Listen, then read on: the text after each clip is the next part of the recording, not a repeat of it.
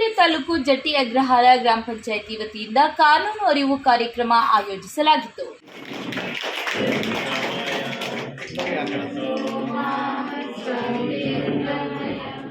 ಇನ್ನು ಇದೇ ಸಂದರ್ಭದಲ್ಲಿ ಕಾನೂನು ಸಲಹೆಗಾರ ವಕೀಲರಾದ ಟಿ ಕೃಷ್ಣಮೂರ್ತಿ ಮಾತನಾಡಿ, ನಮ್ಮ ಹಕ್ಕು ಪಡೆಯಲು ನಮಗೆ ಕಾನೂನು ತುಂಬಾ ಅವಶ್ಯಕ. ಸಂವಿಧಾನದಲ್ಲಿ ಬಂದ ಕಾನೂನುಗಳ ಜೊತೆಗೆ ಹೊಸ ಕಾನೂನು ಸೇರ್ಪಡೆ ಆಗಿದೆ. ಈ ಎಲ್ಲ ಕಾನೂನು ನಮಗೆ ತಿಳಿದಿರಬೇಕು. ಹಾಗಾಗಿ ನಮಗೆ ಇಂತಹ ಕಾರ್ಯಕ್ರಮಗಳು ಬಹಳ ಮುಖ್ಯ.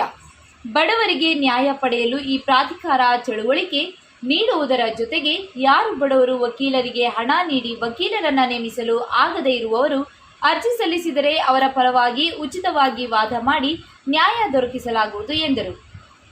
ನಮ್ಮ ನೆರಳು ನಮ್ಮನ್ನೇ ಹಿಂಬಾಲಿಸ್ತಾ ಇರ್ತೇವೆ.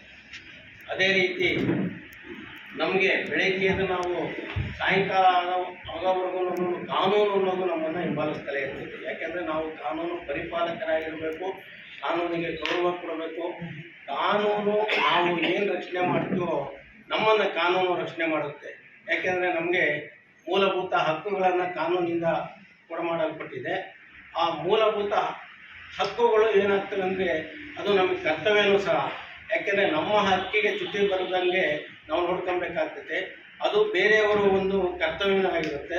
ನಾವು ಬೇರೆಯವರಿಗೆ ಅವರ ಒಂದು ಗೌರವ ಕೊಡೋದು ನಮ್ಮ ಕರ್ತವ್ಯನೂ ಸಹ ಆಗಿರುತ್ತೆ. ನಾವೇನು ಹಕ್ಕುಗಳನ್ನು ನಾವು ಬಯಸ್ತೀವೋ ಅದೇ ರೀತಿ ನಮ್ಮ ಕರ್ತವ್ಯನೂ ಸಹ ನಾವು ಮಾಡಬೇಕಾಗುತ್ತೆ.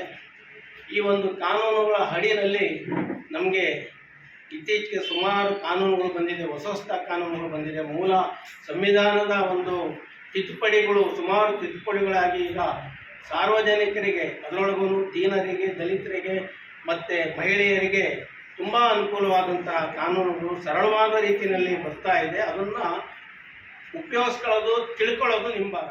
ಮಹಿಳೆಯರಿಗೆ ಉಚಿತವಾಗಿ ಕಾನೂನು ಪ್ರಾಧಿಕಾರದಲ್ಲಿ ಸೇವೆ ಕೊಡ್ತಾರೆ, ಮತ್ತು ಅಂಗವಿಕಲರಿಗೆ ಕೊಡ್ತಾರೆ.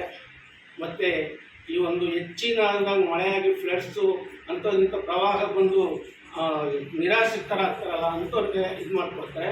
ಮತ್ತು ಇವರಿಗೆ ಬುದ್ಧಿಮಾಂದ್ಯರಿಗೆ ಮತ್ತು ಬೆಂಕಿನಲ್ಲಿ ಆಕಸ್ಮಿಕವಾಗಿ ತೊಂದರೆ ಆದವರಿಗೆ ಅಂಥವರಿಗೆ ಅನುಕೂಲ ಮಾಡಿಕೊಡ್ತಾರೆ.